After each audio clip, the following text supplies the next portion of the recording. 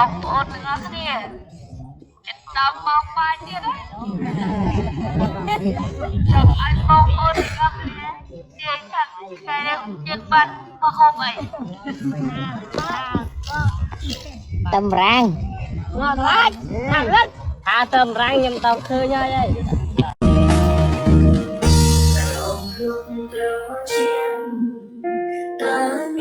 បានដឹងទេថាទឹកដីនាងមីណាមហាណាចន្ទនគរ